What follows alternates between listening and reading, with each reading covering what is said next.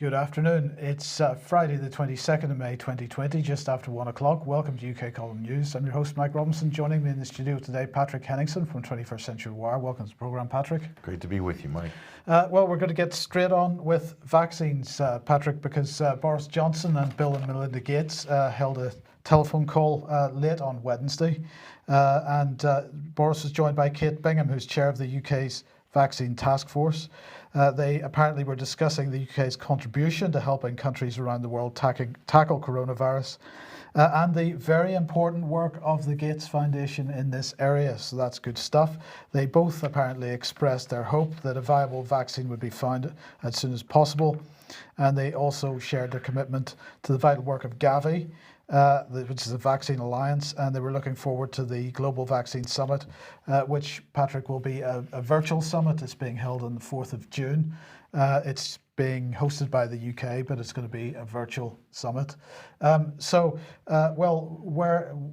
On Wednesday, I think it was, we were talking about this, the Oxford Vaccine Group and AstraZeneca being given £65.5 million by the UK government to develop their vaccine. It's going to be mass produced by AstraZeneca, marketed by AstraZeneca. Well, good news, Patrick. The US Biomedical Advanced Research and Development Authority has given AstraZeneca $1 billion towards that. So £65 million doesn't seem very much by comparison, but $1 billion has gone into this project. So the Oxford Vaccine Group doing very well. So this crisis has been very good for big pharma. They're getting money directly from government to do R&D and production, and as well from the Bill and Melinda Gates Foundation. So absolutely. So they're saying that the 400 million doses are going to come out of that. So that was part of that partnership with Oxford. But now, we don't yet know if it's effective or not. We don't yet know if it's safe. None of that yet.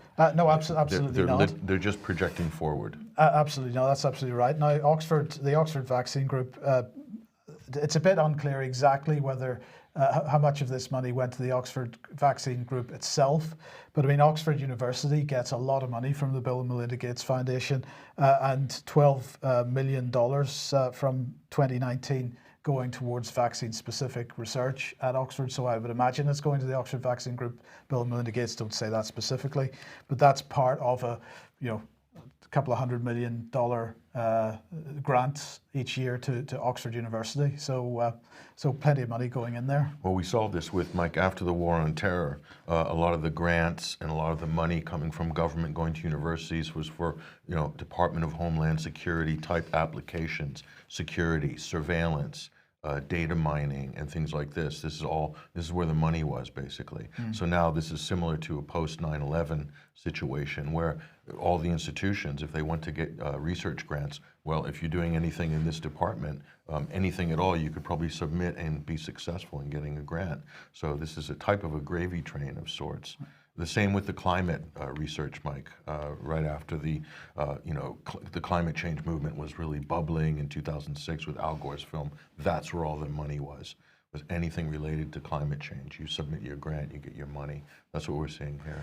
Absolutely. But what's the reaction to it? Certainly, you're choosing Romania here as an example.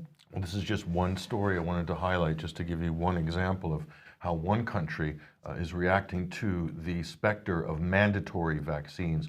Mind you, Romania is an EU country, and so there are experts who are urging Parliament to adopt legislation to make vaccinations mandatory. An opinion survey was given. 1 out of 3 Romanians said they would not take a vaccine, a coronavirus vaccine. So that's 33%. That's a large portion of the country, but this follows a larger trend, Mike. The results of the survey come up against the backdrop of growing visibility of an anti-vaccine movement in the country. So this is in the Balkans, this is in Eastern Europe. So you'll find a lot of these types of issues to do with social issues. You will see some similarities between countries in Eastern Europe and the Balkans. So this might not be confined, what I'm saying is might not be confined just to Romania. There might be a large body of skepticism in populations right across Central and Eastern Europe with regards to vaccines. And I think a lot of it has to do, Mike, with the coronavirus crisis. I think people are realizing in Albania, people also in Bulgaria, in these countries that I've spoken to people from these countries recently, and they're highly skeptical now of the agenda that's been behind the sort of mass panic of the coronavirus. They were put on lockdown early, some of these countries, and it really, I think, awakened political awareness and the possibility that there might be more on the back end of this crisis than governments were letting on at the beginning. Yeah, and I mean, it's, the spectre of mandatory vaccination is something that's been discussed over the last number of weeks in the UK here. And in fact, I think it was Wednesday or Tuesday perhaps, Gavin Williamson suggesting, just throwing it out there, that maybe a requirement to demonstrate vaccination in children would be necessary for them to access schools in the not too distant future. So, this was a throwaway comment from Williamson. I suspect it's one of these comments that gets put out there to see what the reaction is in social media and so on, because they're tracking trends on social media very, very carefully, as we've been highlighting over the last couple of weeks. And of course, you get politicians making statements like that just to see what the lie of the land is amongst the population, and I suspect that's what that was about. It's important to bring that up, Mike, because you see these comments made that seem to be out of sorts, but they're in many cases intentionally drifted out. They want to gauge the public reaction, so they have their data experts and they have their social media consultants that go and look and crunch the data on that, and then they come after that, Mike, with policy possibly, and they try the policy based on public reaction. Absolutely. Now, in the meantime, of course, as time goes on, more and more people speaking out about coronavirus and its potential lethality. Well, there's been a slew of what we call serological studies here, testing the serological prevalence or the antibody prevalence in the population. One such university that's done this is one of the top universities in the United States, Stanford University, has just completed a round of serological studies. I think in total, 12 different locations. This has been, one of the lead researchers on this is Professor John Ioannidis from Stanford University, and they're looking for the infection level of the population based on antibody tests. And so this is important here. Let's frame this now. The infection fatality rate. This is so important because this is what really policy is based on. This is what drove fear through the population early. Now, if you remember back in early March, this is what the World Health Organization was saying. They published a mortality rate of 3.2 to 3.4%. So a death rate effectively of 3.4%. Okay, so if you feed that into Neil Ferguson's Imperial College model or anything like this, you're going to get huge numbers of predicted deaths. That's the point. Well, indeed, and if you're fitting that percentage into, for example, the population of the United States, the number you get out is a scary number. It's in the millions. Yes. And even Donald Trump is still harping on this. So, and here's Imperial College, their modeling, which was very influential in the government's decision in Britain to take its lockdown policy, assumed an infection fatality rate of about 1%, yeah. 0.9%. Okay, that's where we were at in March. Okay, here's where we're at now.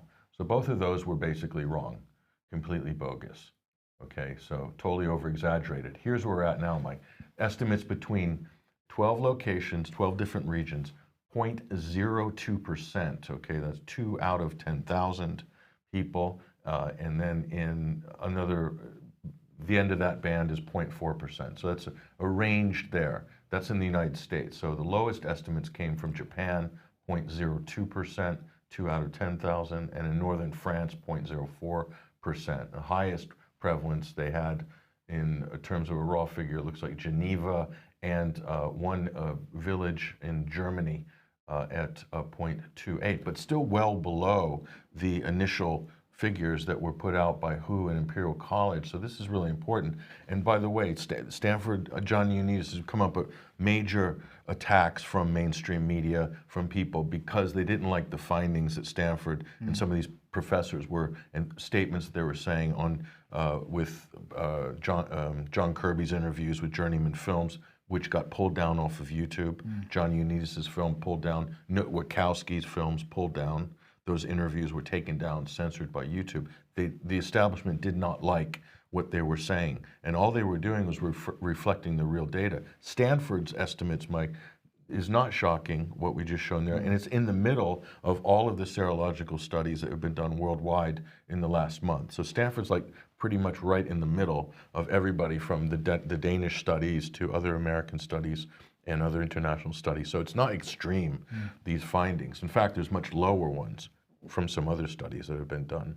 So the bottom line here, Mike, is that COVID-19 is within the same fatality range as the seasonal flu. It's in the same fatality range as the seasonal flu, and in some cases, a lower fatality rate, infection fatality rate, than the seasonal flu. Now think about that for a minute and then look at the lockdown policies that we're facing now. What is the justification for it?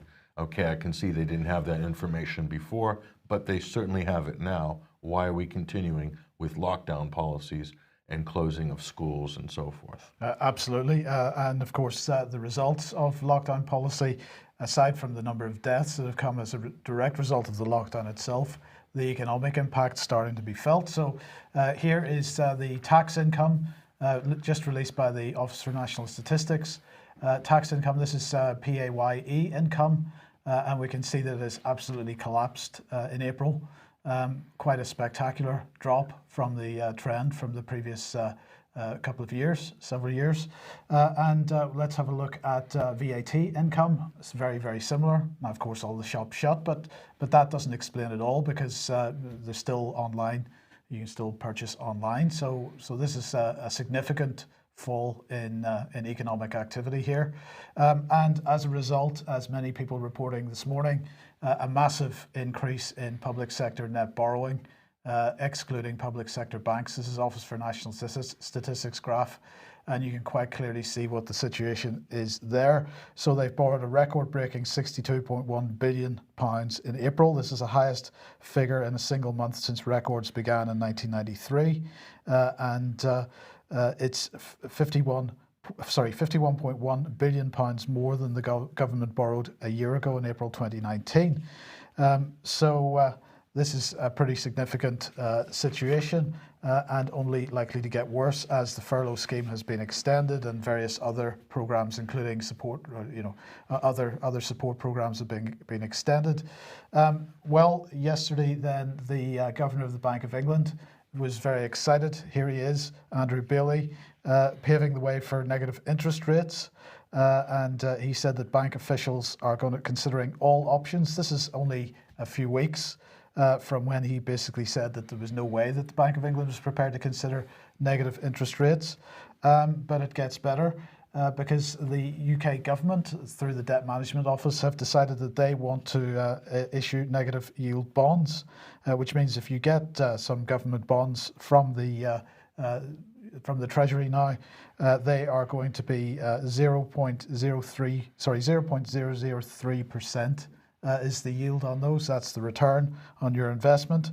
And really they're doing this, it seems, because they think that the Bank of England is going to increase its quantitative easing program. So government, Bank of England, of course, buying government bonds as a bond buyback scheme.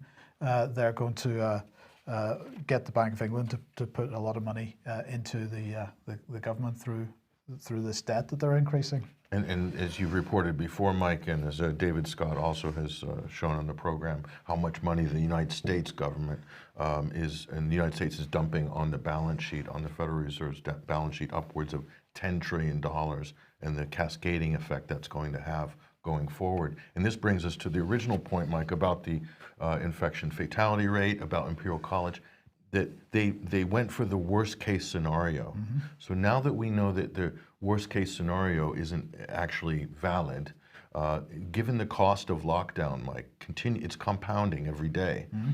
That why are we still pursuing a policy based on bad data, based on bad assumptions 2 or 3 months ago? Why are we still continuing to drive the economy and society off the cliff? Well, frankly, if it's purely a political decision, if it's purely that Boris Johnson at this point has backed himself into a corner politically and doesn't have the guts to reverse direction when he knows in his own mind that that's the right thing to do, then that man should be removed from his position as Prime Minister and shouldn't be in politics at any point in the future. And another question is, in terms of the science advisors on SAGE, where were the experts, Mike, about the cost of an economic shutdown, about the effects of unemployment, about what happens if you destroy the small business sector in your country, if you wipe it out over the course of 2 or 3 weeks or a month? What are going to be the ramifications for that? What are the other comorbidities that are going to come in the population and people who weren't going to get treated for cancer and heart treatments and so forth on the NHS side? All of that conversation, I didn't see any of the science for that. No. In the run-up to the lockdown. All we saw were graphs and curves and sombreros and camelback humps, okay? That's all we saw. But in fact, the politicians have very conveniently scapegoated some of the blame indirectly on the scientists, but they themselves have the final decision. They should, as politicians, as political leaders, be able to make a decision of whether the measures taken are correct or proportionate, and are in fact measured according to the scale of the potential threat, and consider all the people that are going to be affected by it, not just people who are going to catch and die of coronavirus. Ultimately, the policies that are being pursued here under the name of coronavirus and lockdown have major parallels to the same policies that government's been attempting to pursue for a number of years now under the guise of climate change. And of course, the other major policy, the other direction that we're heading in is this so-called fourth industrial revolution that politicians have been talking about for quite a number of years now. Well, here's Jack Dorsey, who of course is the chief executive of Twitter and also of the payment company Square. He's giving money to this organization, Humanity Forward. Now, Humanity Forward, Patrick, this is a group launched by the former Democratic presidential candidate, Andrew Yang. I don't know that name off the top of my head. Andrew Yang ran for president on the Democratic side during the primaries, Mike, and his thing was universal basic income. Everybody needs to get $1,000 a month, no matter who they are. Everyone's going to get their grant, and that'll take pressure off this idea of this transition into the sort of fourth industrial revolution economy. And of course, the millennials loved it, Mike. They could stay at home, play computer games all day, much like they're doing right now on government furlough and government assistance. So that's exactly what Dorsey's money is going to be used for, universal basic income. They're going to give £250. This is a pilot scheme to 20,000 people who've lost their jobs. They're just going to see how that goes.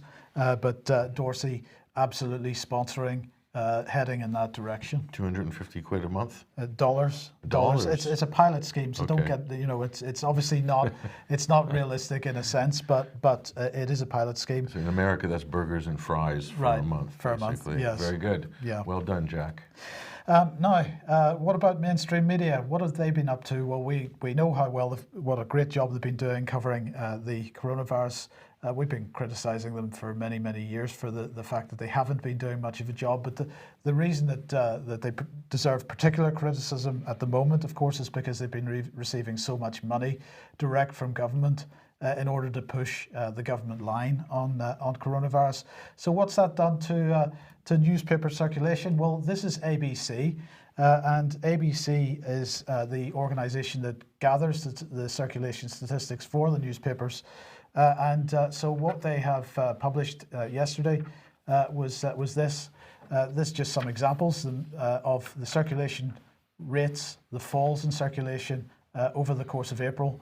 The Metro suffering pretty badly there, 70% down. Now, it's a free newspaper. People normally pick it up in public transport systems and so on, so that explains that. But the Daily Mail down 17%, Evening Standard 40%, Daily Mirror down 18%, Express down 19%, Financial Times down 39%, and the I newspaper down 38%. Well, apparently, you'll notice that there's no News International newspapers on there.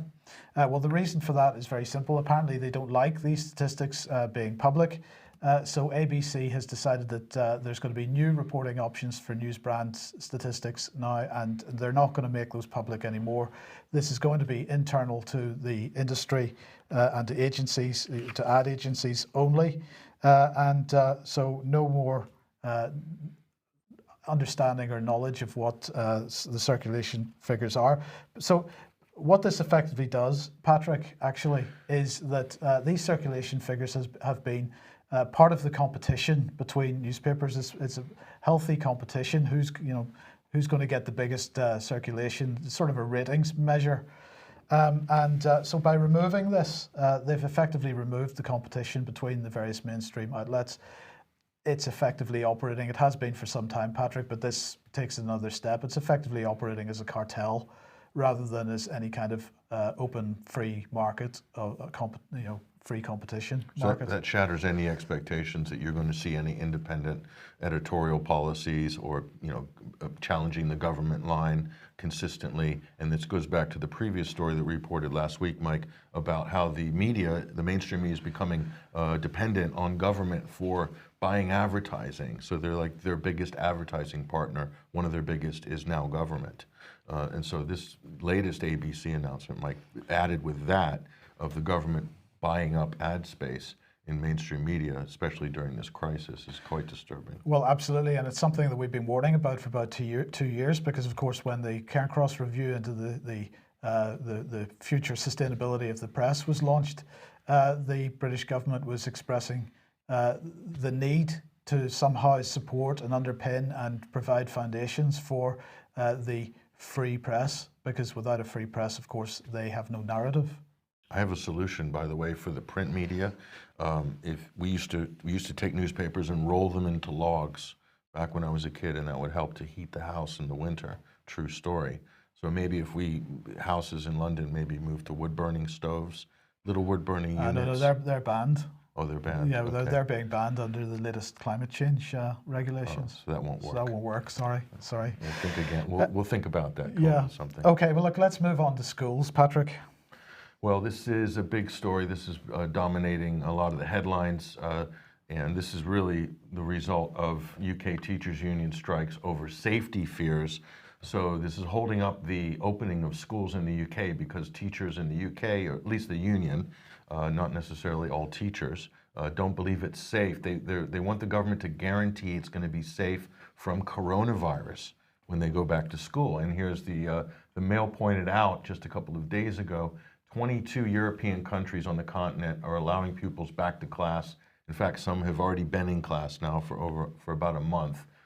And there's no evidence that this is going to be harmful to children and teachers. And of course, the data backs this up, Mike. The evidence with regards to the infection rate amongst children, or most children, are asymptomatic if they do catch the coronavirus, and there's very little evidence of children spreading the disease to each other or adults. So there's nothing wrong with the children, as we talked about last week. So the problem really is with the teachers, it's with the adults. And by the way, most teachers, females under 50, they don't fall into the high risk category of COVID-19 either. So I think Europe has worked out that there's no problem with schools. Sweden didn't have a genocide, and they left their schools open, most of their schools, the younger grades anyway, for the duration of this crisis, and they haven't had an apocalypse. So I think the problem is, in the UK seems to be a bubble. There's this small little conversation going on here about COVID that's not really happening elsewhere, and it's almost like this kind of echo chamber within the UK that COVID is more infectious here, or in America is the same similar situation. That it doesn't, the rules that apply to Sweden in terms of physics and science don't apply to the UK and the US. So the last week, the BMA, the British Medical Association, issued a letter to supporting the teachers union.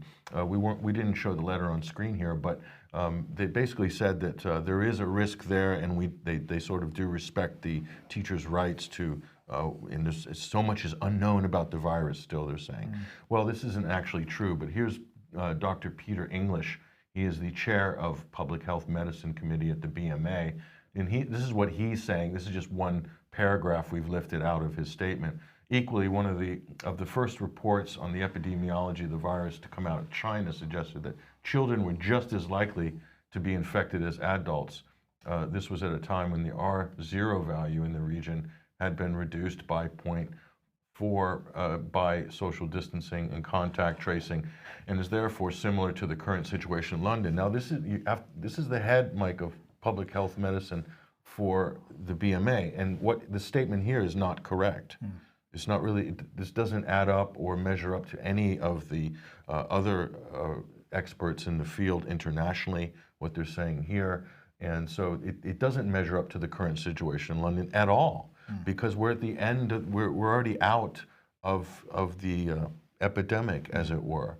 And a lot of other academics and scientists are already saying this and admitting it, but for some reason our institutions are saying a different story. And here's one institution based in Oxford. This is the Center for Evidence-Based Medicine, and they're saying, with regards to the children, the risks of COVID transmission in children are low. Children's education and their well-being is and should be a priority. Prolonged lockdown of schools penalizes the entire global cohort of students. So it incentivizes excessive reliance on electronic means of communication and a sedentary lifestyle. This is in Oxford. This is not in another country. So within Britain, there's this huge difference of what the government institutions are saying and then what academic institutions are saying. And so they're clearly not referencing each other. So it seems to me, Mike, that the government and any institutions attached to government have doubled down on their initial narrative, and they're kicking and screaming to not let go of this original path that they put themselves on. And it doesn't make any sense to do this in the face of new data, information, of real science. So where's the science? I thought we were being guided by the science. So what Matt Hancock tells us every week, this is what Boris Johnson says every week, this is what Michael Gove says. We're being guided by the science. Which science are you being guided by? That's the question. Yes, I don't think any science is the answer, but science fiction. Yeah, absolutely. But I mean, your point's right. This is being driven by the unions, and the people that I'm speaking to in the teaching profession. They're being given the guidelines by the government. They're being expected to implement those guidelines.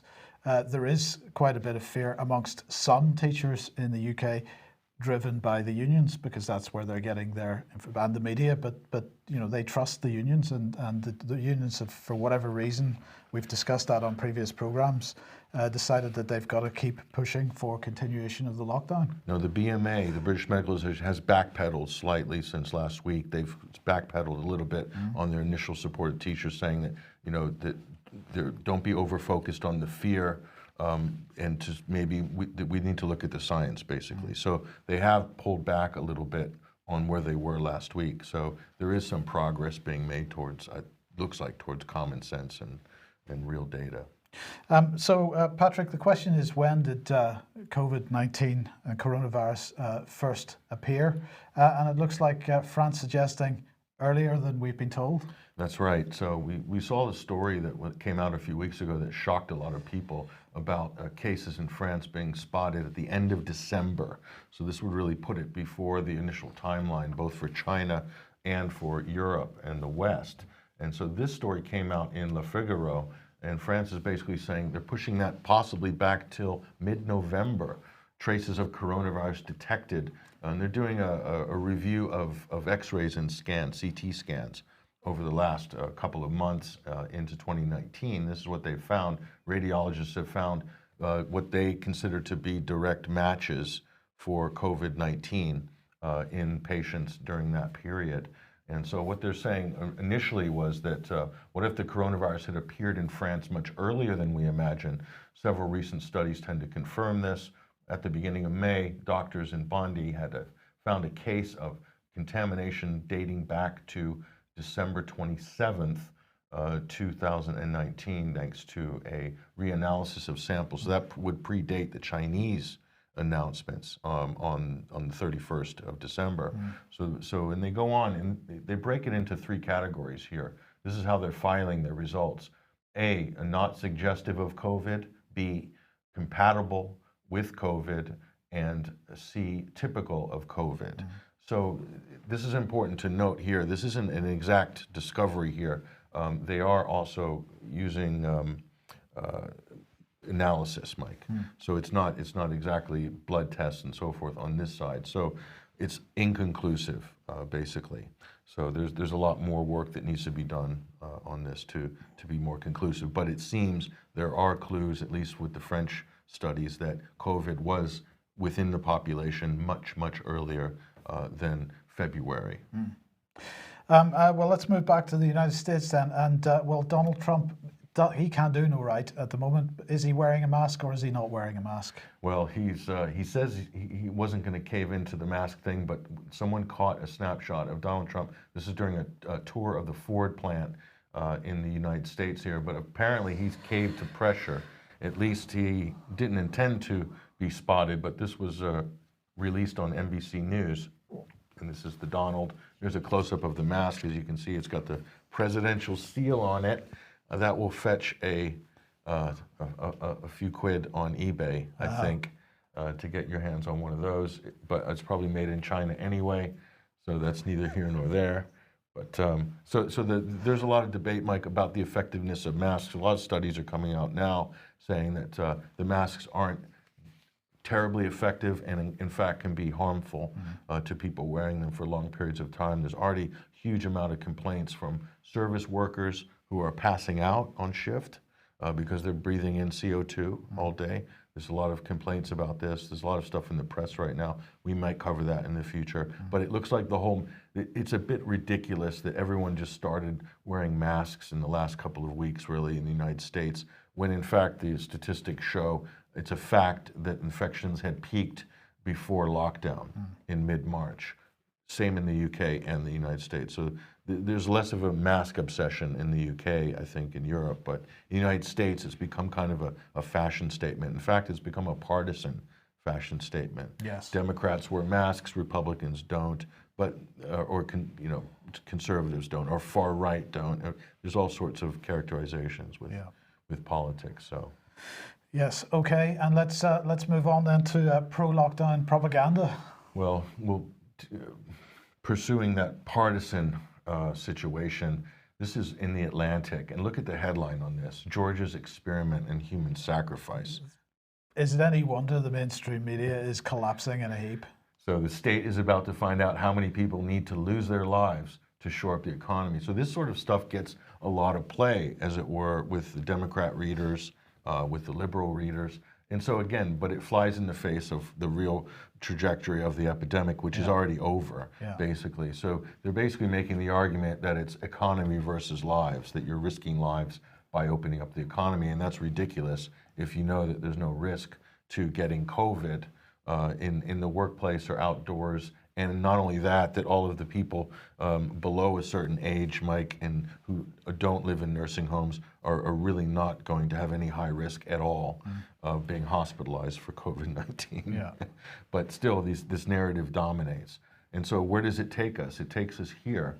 It takes us to this story. Washington State, residents who refuse a COVID test are to be placed under house arrest. This is Governor Jay Inslee. He made this comment during a recent interview. So they're wanting to roll out a massive contact tracing and testing program in Washington State. This is one of the original hotspots of the crisis, Mike. So what does this mean? Here's Governor Inslee here with his various pie charts and diagrams. And basically he's saying that if you refuse the test, you can't leave the house. And then he'll assign a government-named person to be your guardian to get your groceries from the store. You yourself will not be able to leave the house. So you'll be placed under house arrest, according to Jay Inslee, governor of Washington. Is that going to gain traction? I don't know. He's going to have some problems, I expect, Mike. Jay Inslee has got a little bit of a record here. This is a website here, We the Governed, and coronavirus lawsuits against Governor Jay Inslee, the list. So there's a number of lists against Jay Inslee of Perkins Coie law firm. So he probably himself has great lawyers, but he will also be challenged on the constitutionality of this. And what we're seeing, Mike, is that a lot of states, we talked about Wisconsin last week, they overruled the state's health officials of being able to declare medical emergencies and have shutdowns of non-essential businesses. And so this is going to happen in all of the states, I think. So I think this potentially is going to backfire on some politicians, Mike. I think there was inertia initially with people supporting the lockdown and also based on partisan lines.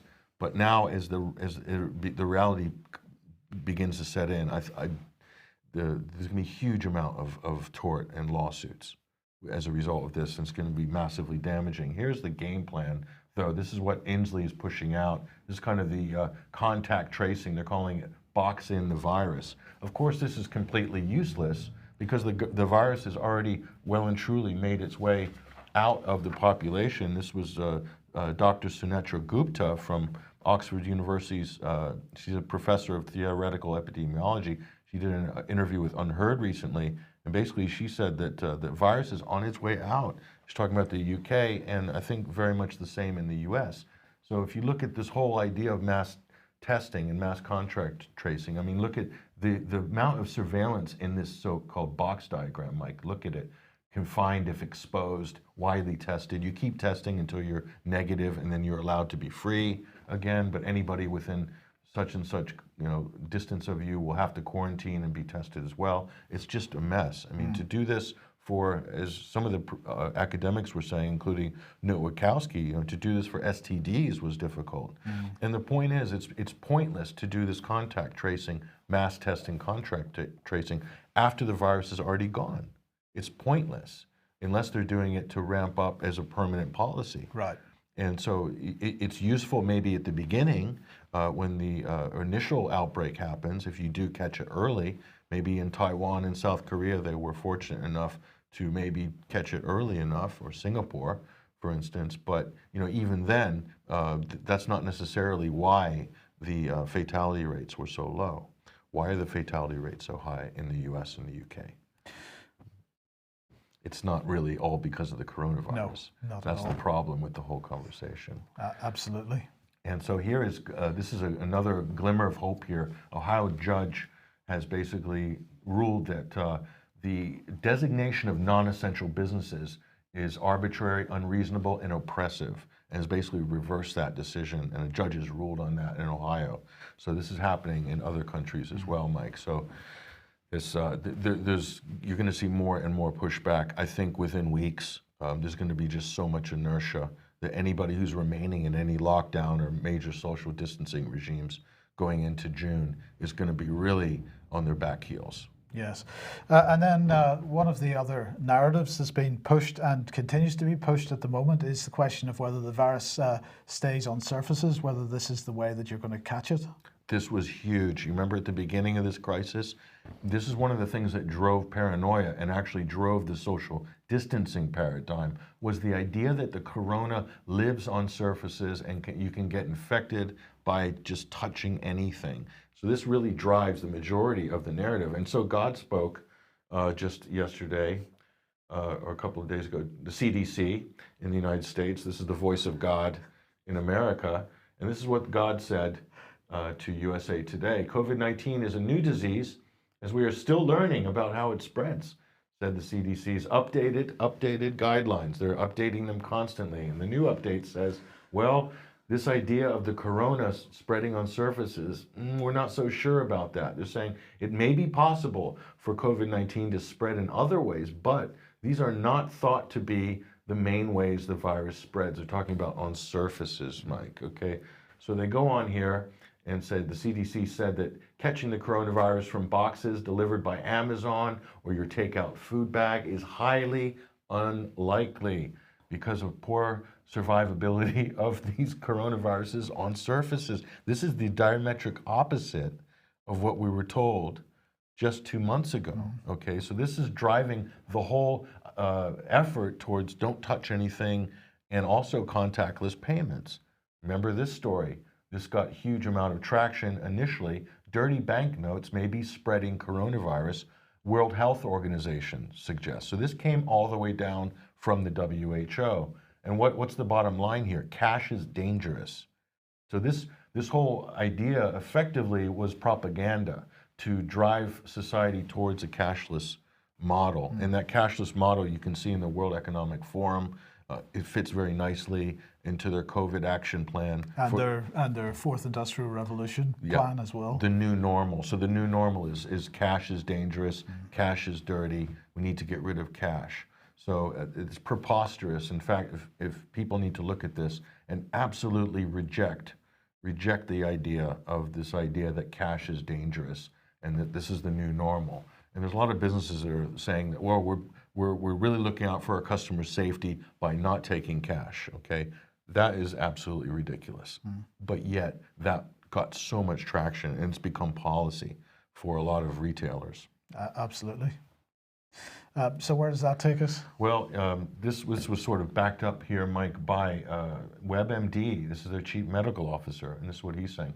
Many people are concerned simply by touching an object that they may get coronavirus, and that's simply not the case. So even when the virus may stay on the surface, it doesn't mean it's actually infectious. And he continues. He says, I think the new guidelines help people understand more what does and doesn't increase risk. It doesn't mean that we stop washing our hands, of course, and disinfecting surfaces, but it does allow us to be practical and realistic as we try to return to some sense of normalcy. So he's talking about the old normal, not the new normal. Yes. Okay, so this is the chief medical officer of WebMD. And just finally, he says, I think the new guidelines talking about risk. So, and then, sorry, those are repeat slides. Sorry about that. Oh, okay. So, that sums that up. Basically, where does that leave us, though? Surfaces not as dangerous as we're told. No. So we don't have. Obviously, we're not wearing rubber gloves on air. Yeah. So, but so some presenters do wear masks and rubber gloves on the air. We don't because it's actually we're just reading what the CDC is saying. They're saying it's not dangerous. Absolutely. So, okay, we've got some other topics to move on to now, but if you like what the UK column does and you would like to support us, then please head over to ukcolumn.org/community. There are options to help us out there, and your support much needed and much appreciated. Now, David Noakes, the person who set up, helped so many people with cancer through GcMAF, was arrested on Wednesday afternoon in Cornwall. He was taken to Exeter Prison, where he's been since. There was a court case held yesterday in Southwark Crown Court, this morning in Southwark Crown Court, and it was at 10 a.m. This was apparently to enable Judge Nicholas Lorraine Smith to read his ruling with respect to the seizing of David's assets under the Proceeds of Crime Act. Some people turned up at that hearing to witness what happened. They were initially told that there was no hearing at Southwark Crown Court, that in fact it was going to be held at the Old Bailey. So they went to the Old Bailey and discovered it wasn't being held at the Old Bailey. It was in fact being held at Southwark Crown Court. They were then went back to Southwark Crown Court, were denied access to the hearing. So that hearing took place effectively in secret. We don't know what the result of that was. There was a parallel hearing then for David in Magistrates Court to decide whether he was going to be released from Exeter Prison or whether he was going to be staying in. It seems like he will be in for quite some time now on the basis that he breached his bail provisions. So that's unfortunate. It's probably better that he's in Exeter than in the London prison. I can't remember which prison he was in before in London. Exeter, better prison. If he has to be in prison at all, which is pretty unfortunate. But of course, why is he in prison? Because he's about to be extradited to France to effectively go through a double jeopardy trial because he's already served time for the alleged breaking of the law that he did. It's absolutely debatable whether he did break any law. Many people, including us, would argue that he didn't. He, in fact, was doing a lot of good in what he did and pursuing a lot of proper scientific research on the efficacy of GcMAF for the treatment of several diseases, including cancer. So, as I say, he is in prison. We will see. We'll keep everybody informed as we find out what happens with him, and he'll be in Exeter for the medium term at least.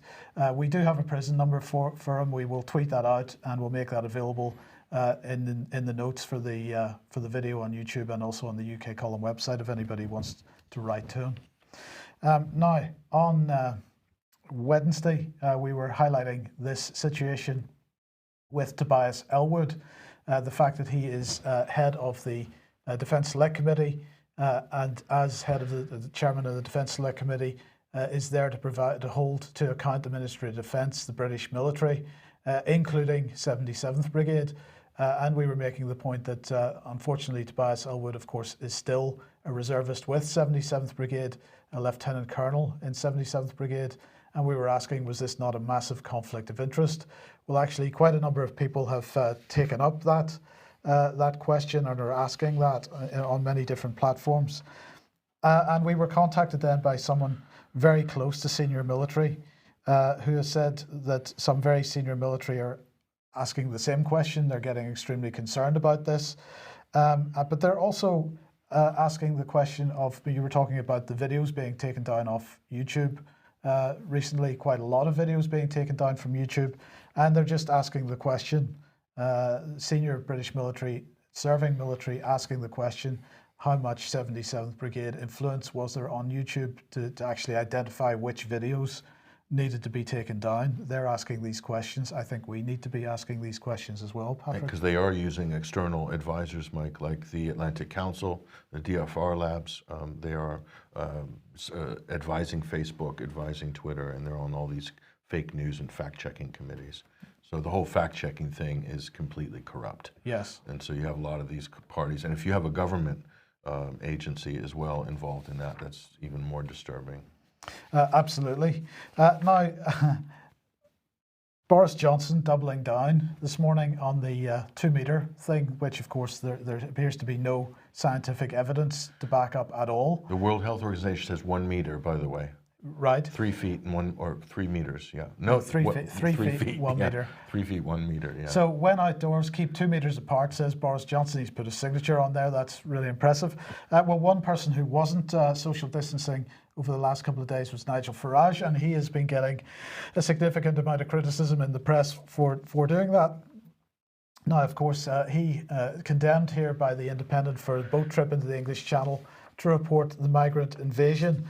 Now, this is because basically of course the Immigration Act or the Immigration Bill is going through Parliament, so he's highlighting this issue and actually doing a pretty good job of it, Patrick. But one area that he didn't mention, and I just want to highlight, we'll watch a little bit of the video that he pushed out on his Twitter feed yesterday.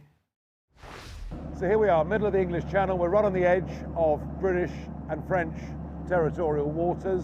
What we know is that a French naval vessel has been seen escorting boats out of French waters to get them into British waters, then they're off their hands. So the big French naval vessel now has gone. They've done their job. They've escorted that little dinghy on the left there into British waters. They've now left their own rib off the big vessel just to make sure they're safe until the handover to the border force. They're even trying to prevent us filming it with the French naval vessel trying to get in the way of the handover. So the first thing to say there, Patrick, is the criticism in the mainstream press. I think there's a bit of jealousy in that. I mean, basically, he's done what a journalist should do. He's gone out and he's actually gone to find out for himself what's going on. Where was the Independent? Well, he was doing this sitting on the shore with their binoculars or something. Who knows? But all the press were with the long lenses scrambling around on the beach, waiting for the money shot, which is the migrants coming onto the beach, the beachhead. But Nigel went and did what a real journalist should have done, which is hire a fishing boat, go out there and see how this thing is taking place between the two countries. It's incredible.